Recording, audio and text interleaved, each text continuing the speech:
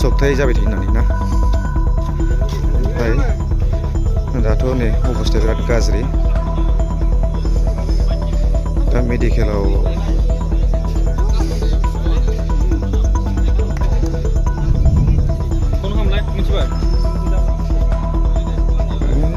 जालालै बेदरानो ओंखारजोब्बाय नै नहय त्या गाड़ी माटी से एम्बुलेंस माटी एम्बुलेंस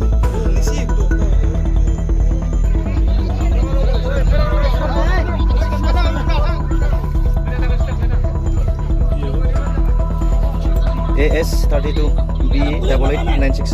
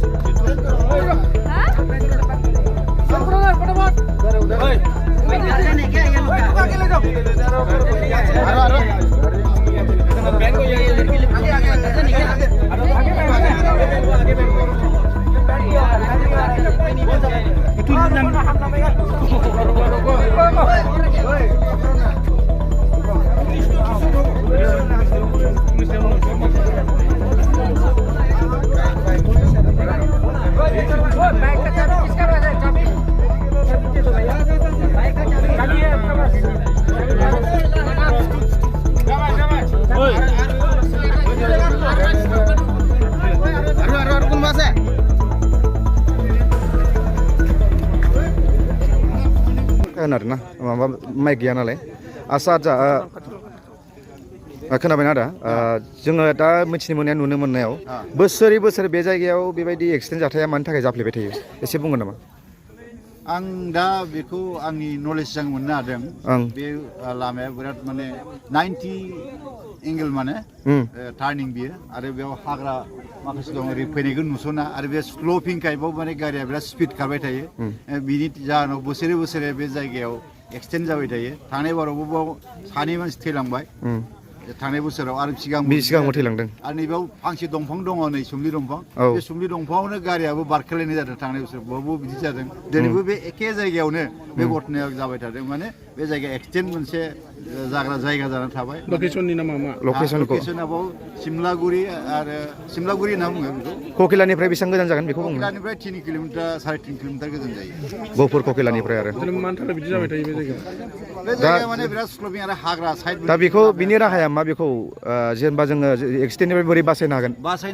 हागोना बेनो बे लामाखौ फोसाबनांगोन बे हाग्रा स्पिड ब्रेकारनि माबा मोनसे गोनांथि दं माने एक्सिडेन्ट माने जायगा होननानैबो मोनसे साइन बर्ड होनानै दोननांगोन जों बेबायदिब्ला जों हयथ'